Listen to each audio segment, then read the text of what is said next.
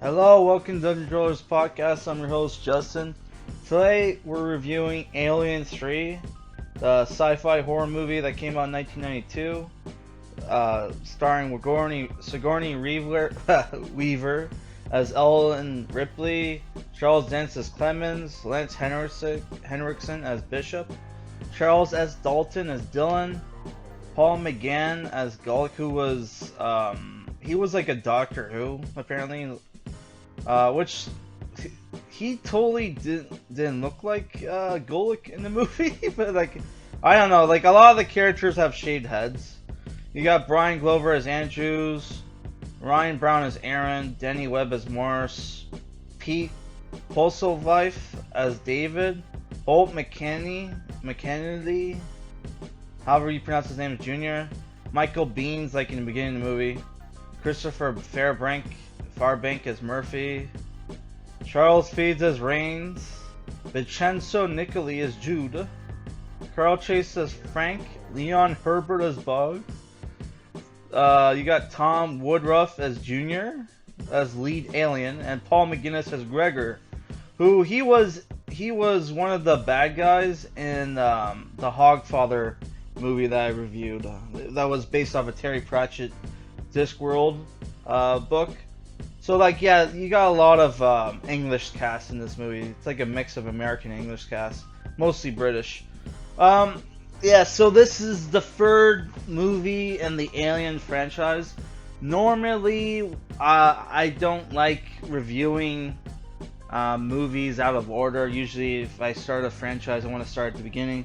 But it's the thing where like I've watched Alien 1 and 2, and everybody knows those movies are good, right?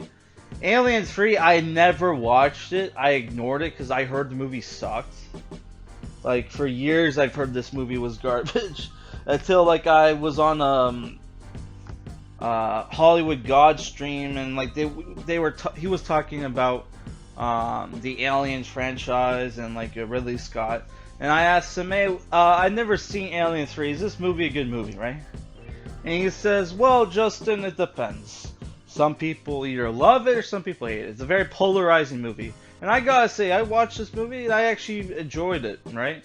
It has a very complicated, like, production history. Because apparently James Cameron was going to direct it and was going to star Michael Biehn and Sigourney Weaver. But, like, Michael Biehn, I guess, because his character was so popular in the second movie, he got a little greedy and asked for a shitload of money. And they were like, fuck you, you're nobody, fired him, and James Cameron like was like, I don't want to do this anymore, and they handed it off to David Fincher. David Fincher, who did like a lot of great movies like Fight Club, Seven. He did The Girl with the Dragon Tattoo remake, which I enjoy. It's the thing where visually it's better than the original, but the original had like the characters weren't as much of an asshole in that. They made Daniel Craig's character like Michael or Mikhail, whatever his name was, like more of an asshole in the remake for whatever reason. Yeah, like, and Zodiac, he did the Zodiac Killer movie. I don't know, I didn't like it, but you know, I was a dumb teenager when I saw it, so maybe if I watched it again, I would enjoy it. But yeah, he's a good director. Like, he made Fight Club, which is, not only did I watch Fight Club like 100 times, I own it on DVD, Blu-ray. I even bought the book and read the book. So, like, David Fincher is a great director. And I've got to say, like, cinematography-wise, this movie is great. But I'm jumping ahead of myself. What's the story for this movie? The story is Ellen Ripley escape pod crash lands on Fury 161, which is a colony planet that's inhabited by criminals that have been condemned to this planet to work for life on like a mining facility. The planet's owned by Weyland Yutani, the mega corporation that owns everything, and like she gets saved from the wreckage of the of the crashed ship by Charles Dance, who's the chief medical officer, um, Clemens, who is there on that planet because he made a mistake young in his medical career, and he accidentally prescribed the wrong dosage and killed like a bunch of people by mistake, which it takes a while before like Sigourney Weaver's character takes that out of him. So like he takes her to get her treated. There's a big hubbub about this, about Ellen Ripley, because she's a woman and the prisoners, this is a male only prison planet, right? So like they haven't seen women in like years, right? And even though in the cast there's like 2 other women in the cast, so I'm like who the fuck are they? Yeah, because you got this one chick, you got like Carrie Ann and Danielle Edmond as Rebecca Jordan. Who the fuck is she? 'Cause I swear to God, I only saw, like, I don't know if she's in the deleted scene or something. Oh, she played the little girl. Oh, okay. Yeah, because you see the corpse of the little girl. Okay, that's probably who she was. She played Rebecca. Was that her? Was that the little girl's name? I can only remember, like, she went by Newt, didn't she? Oh, okay. That explains it. Right. Yeah, and yeah, like there's a whole bunch of hubbub. She almost gets raped by the guy from the boxer guy from Lights Out, and he was also in Fight Club. But like she gets saved by Charles S. Dutton's character Dylan, who's like the religious leader of the prisoners, right? And they even say like the Weyland-Yutani was going to shut down the planet, but Dylan, Dalton's character, wanted to stay behind, so they left like a skeleton crew. That's why there's only like 25 people on this planet, right? And because it's like a prison planet, and there's no ships they get supplies every 6 months. Like people are stuck there, so there's like they don't really need security. They have no weapons, right? So when the alien finally appears, they're kind of screwed. They have to come up with a plan on how to deal with it, right?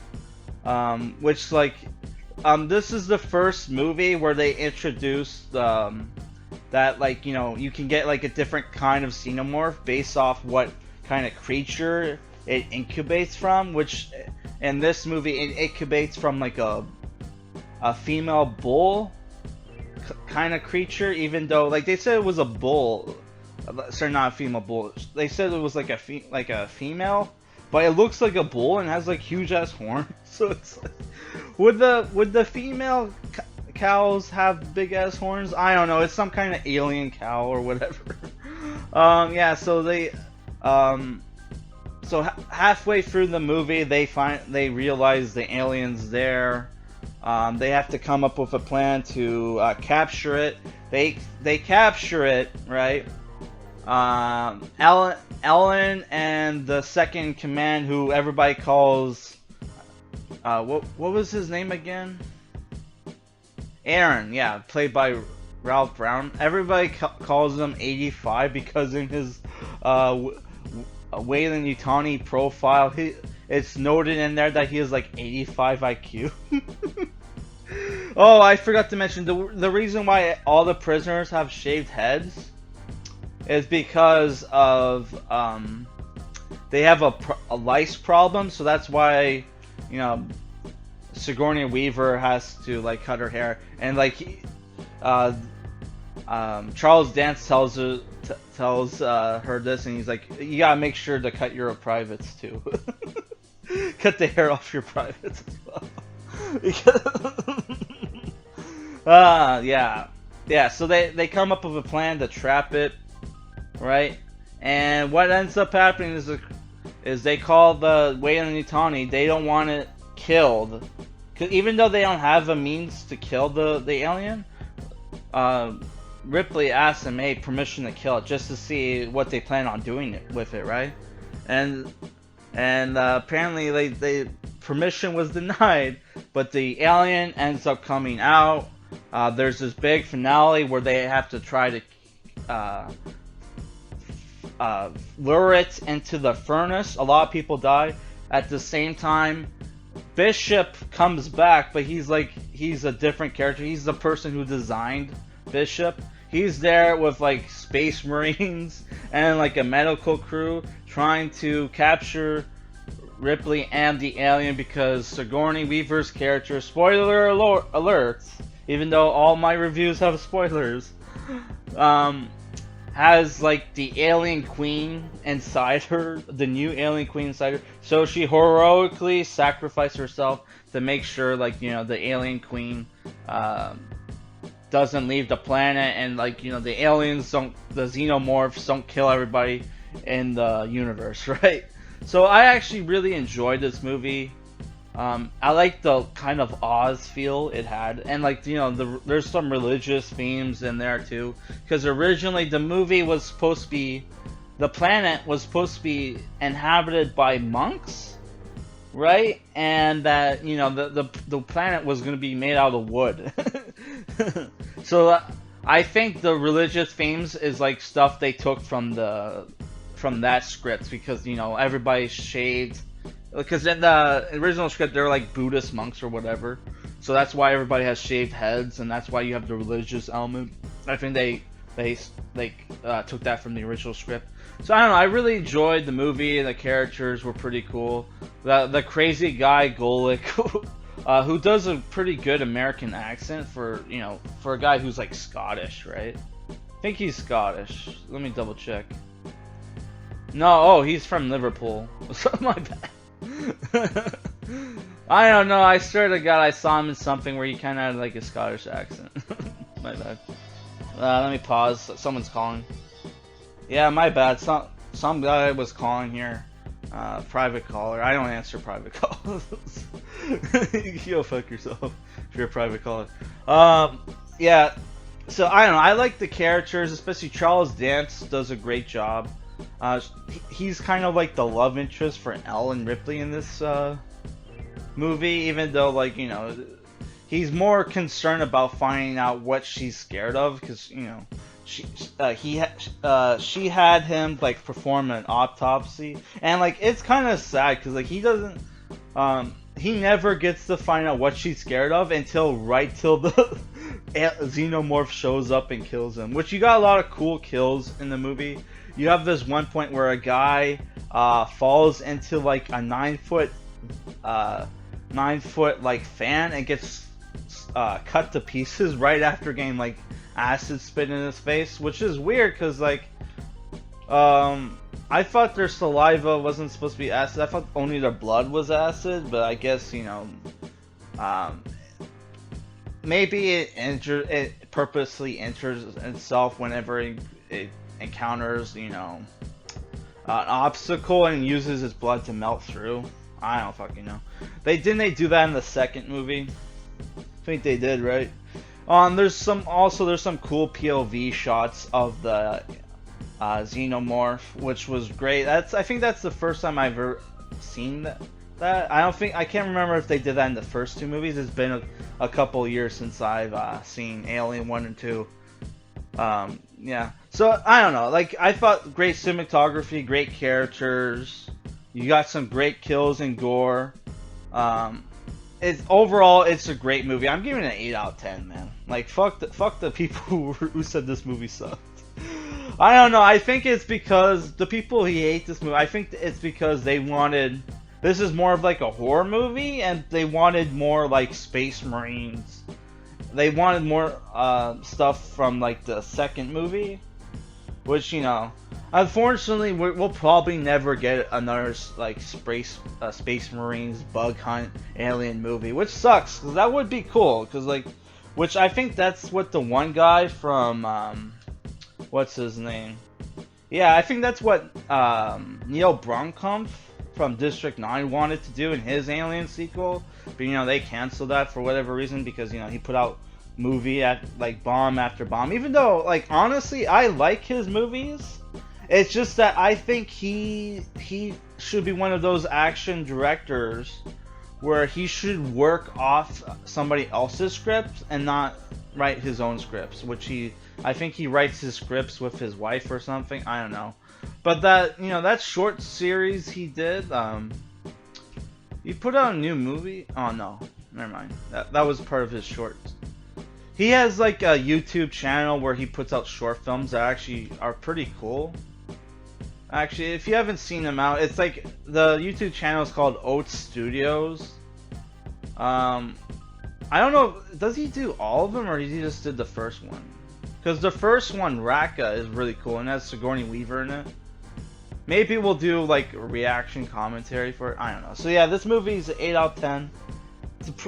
It's a great movie. Yeah. So my next horror movie review, I don't know. We'll find out. I'm thinking of reviewing Society, just to get it over with, because you know I hate Brian Yuzna movies, and that once we do that, I don't think we ever need to do another Brian Yuzna movie review ever again. All right, guys. Peace.